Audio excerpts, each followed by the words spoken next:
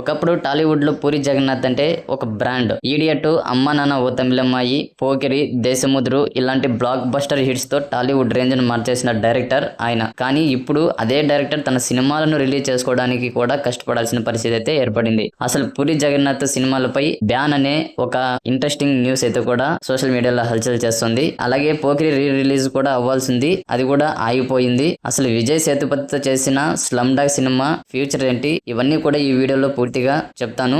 వీడియోని ఎండ్ వరకు అయితే చూడండి. ఒకసారి మనము పూరి జగన్నాథ్ కెరీర్ గ్రాఫ్ చూస్తే చార్మితో చేసిన జ్యోతిలక్ష్మి నుంచి చాలా ప్రాబ్లమ్స్ అయితే స్టార్ట్ అయ్యాయి. మధ్యలో ఇస్మార్ట్ శంకర్ తో ఒక భారీ కంబ్యాక్ ఇచ్చినప్పటికీ ఆ సక్సెస్ ఎక్కువ కాలం అయితే నిలబడలేదు. విజయ్ దేవరకొండతో 3 సంవత్సరాలు కష్టపడి పాన్ ఇండియా రేంజ్ లో తీసిన లైగర్ సినిమా కూడా పూరి కెరీర్ నే మలుపు తిప్పింది. కానీ అది నెగిటివ్ వేలో. దాదాపు 125 కోట్ల బడ్జెట్ తో తీసిన ఈ సినిమా డిస్ట్రిబ్యూటర్లకు భారీ నష్టాలను అయితే మిగిల్చింది. లైగర్ థియేట్రికల్ రైట్స్ సుమారు 80 కోట్లకు అమ్ముడయ్యాయి. కానీ వసూలు చేసింది మాత్రం కేవలం 28 కోట్లు మాత్రమే. అంటే సుమారు 62 కోట్ల వరకు నష్టం.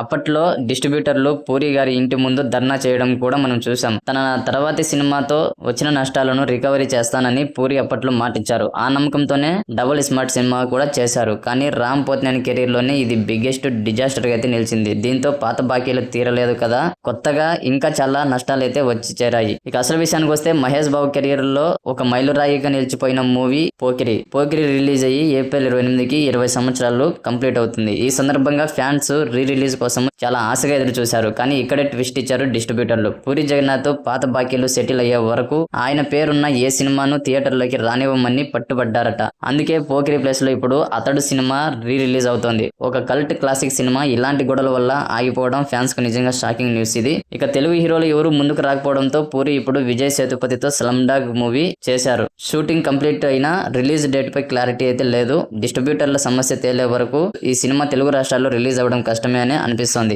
ఒకప్పుడు టాలీవుడ్ ని ఏలిన ఈ సెన్సేషనల్ డైరెక్టర్ మళ్ళీ తన ఫామ్ ను అందుకొని ఈ కష్టాల నుంచి బయటపడతారా లేదా అన్నది వేచి చూడాలి. పూరి జగన్నాథ్ ప్రజెంట్ పరిస్థితి అయితే ఇది. మరి పూరి జగన్నాథ్ మళ్ళీ స్ట్రాంగ్ కంబ్యాక్ ఇస్తారని మీరు అనుకుంటున్నారా? పోకిరి రీ రిలీజ్ ఆగిపోవడంపై మీ ఒపీనియన్ ఏంటో కింద కామెంట్స్ లో తెలియజేయండి. లేటెస్ట్ మూవీ అప్డేట్స్ మరియు రివ్యూస్ కోసం మన ఛానల్ ని తప్పకుండా సబ్స్క్రైబ్ చేసుకోండి.